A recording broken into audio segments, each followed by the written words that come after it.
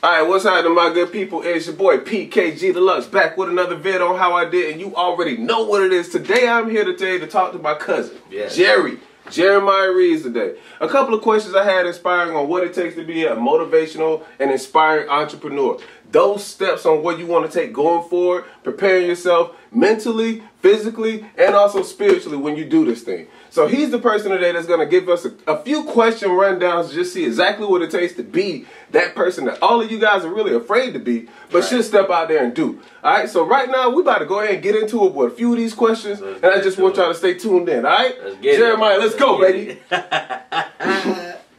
All right. Let's go. Jerry. What's up? Motivational prep talk and inspiring entrepreneurs. I want you to tell them. I just got a few questions for you. One of them, what gave you the passion to pursue entrepreneurship ideas? Where did that come from? Well, man, you know, back in the day, you know, my grandpa, Fred Reeves, he owned a lot of properties, and he always had an entrepreneurial spirit back when they was in slavery time. And it was a story that my great-grandma told us that they came in and kicked them out the house, kicked the family out the house. So he swore to never, like, depend on nobody else again, for the lack of a better term. You know what I'm saying? So we've got 22 properties in Mullins right now, and it's been always in me. My grandpa Franklin, he was a pastor, he did taxes, teacher. He was always just a hustler, man. So he always made that bag happen one way or another. Exactly. My pops, you know what I'm saying, even though he wasn't really like ingrained in my life, he's from New Orleans, he was doing his thing always, and it's just like, it's just really in my genetic code to really pursue more or be the best version of myself that I could be, which is what I like to call being wealthy, because being wealthy is being the best version of yourself. Correct. You know what I'm saying? So I guess it's just DNA, but as far as it not being in DNA, because sometimes for people it's not, you basically gotta want, what do you want? What more do you want out of life? Like, I've been reading the Science of Getting Rich, and they're saying that... That's another good point. Keep going. Exactly. Keep going. It tells you that in order for you to be your best, happiest, fulfilled self, to be able to give the most and do the most in life, you have to have all the resources open to you. And to be able to get all those resources, you have to be wealthy enough to be able to purchase these resources. So being wealthy and wanting to be rich and wanting to be an entrepreneur and doing everything that you want to do in your life, you're just being your best self. Fair. Let me ask you another step question. All right, so when you began this process, I'm saying, I'm going to be an entrepreneur. I'm going to do whatever it takes to get there. I'm going to excel regardless of what anyone says to me. How did you avoid those stages of doubt that people give you in the beginning of saying, you can't do it, you can't make it, you probably won't have the finance? How do you avoid that part that people are really hitting you over the head with and still prevail? What does it take? Tell me about it. Man, look, you know, I used to think something was wrong with me. Like, Right. Everybody want to work, and I'm like, look, I want to do this. Like, everybody wanted to earn their label and earn their money, and I was like, yo, I would want to use my mind and put people in position to be able to make money, and I made money off of the decisions that I made instead of like me physically doing it. But, you know, being the black sheep of my family in that way, it's I used to think something was wrong with me. You know, my grandmother would be like, yo, you need to work. My mom, everybody who really was like big in my life, they was like, you know, you need to work. You need to, that's abnormal what you're doing. You're going against the grain. Correct. So basically, you just gotta. It comes to a point where a lot of people will quit, but at the end of the day, it's you.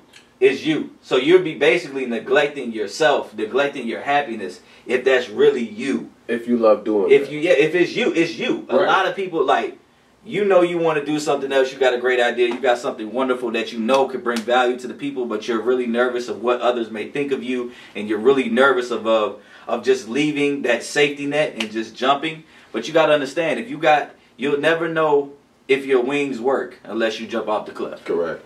You never know if you can fly unless you actually put yourself in a position to fly. Get out there and do it. You know what I mean? So, all right, cool. So since we got onto that question, I had another question, because this is probably going to pay a lot more towards the people who work a 9-to-5, who are afraid to jump out there and give this entrepreneurship idea thing a shot. So I just want to talk about that for a minute. What would you tell someone who works a 9-to-5, who's afraid to leave their job, who doesn't know what to do, and if their life were to end tomorrow, i.e. COVID, you know, and everything goes down, what could they do What could they figure out? They have to test these tools out of entrepreneurship for the first time, and they have to figure something out.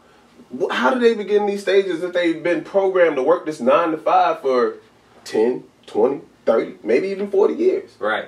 So what I want to do say is, I do want to say, if you're working somewhere and you enjoy doing it, that's kind of different. That's a lot different. Now, if you really enjoy what you do, kudos to you. Like, I used to serve tables, bartend. I really loved it, but I was just too ambitious. My brain wouldn't just chill and let me be content on that, but I really enjoyed doing that. But my recommendation is never just quit, straight up quit your job. Put your game plan together.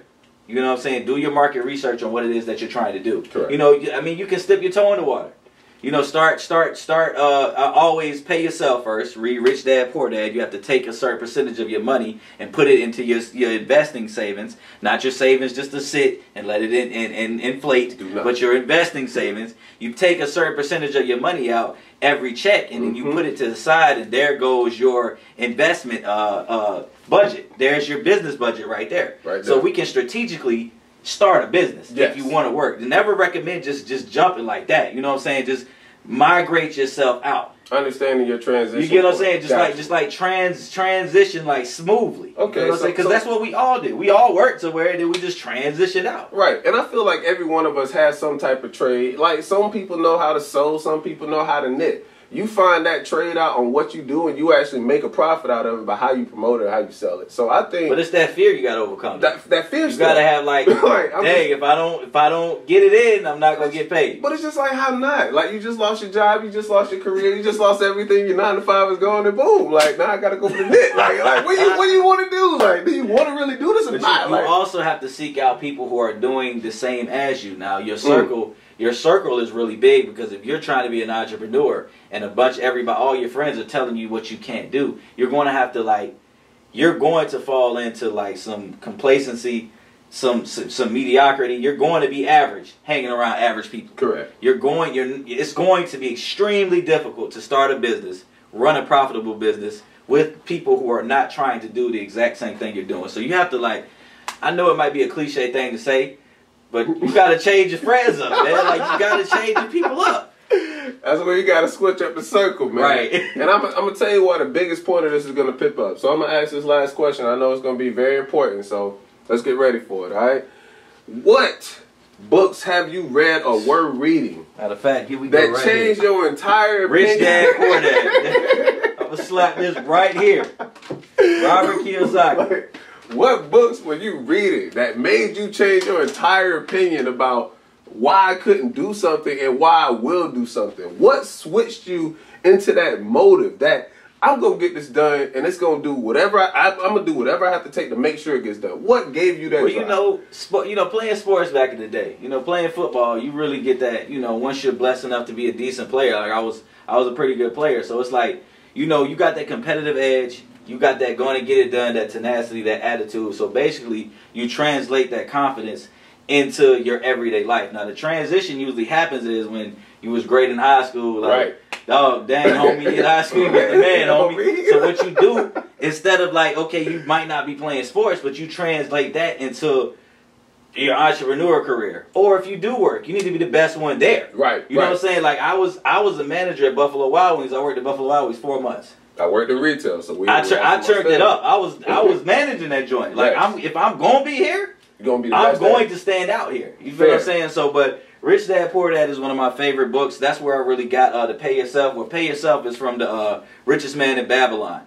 But Rich Dad Poor Dad, Richest Man in Babylon. I really don't believe that nobody's really getting money unless they're reading books like that, because it sets them and it sets the tone for your mentality. Correct. Because you are what you study. Right. So, if you study how to shoot jump shots, you're going to be better at shooting jump shots. If you study how to cook burgers, you're going to be cooking burgers. If you're around people watching drama, watching nonsense all day, that's just what you're going to be in your life. So, a whole reality television show. There you go. That's what you become. There you go. All right, so I appreciate you answering all those questions for me. You already know, cuzzo. I appreciate that. So, we all needed to hear that just so we know what it takes to get there. So this doesn't stop today, it begins today. So for everybody out there that's inspired to begin the pursuit on being an entrepreneur, it starts right now. Right now. Not tomorrow, not yesterday, right now. At the end of this video, I want more and more people to give this idea a shot. Roll with it, read some books, do some independent thinking, do some due diligence for yourself, because the only person that this is going to hurt is you if you don't.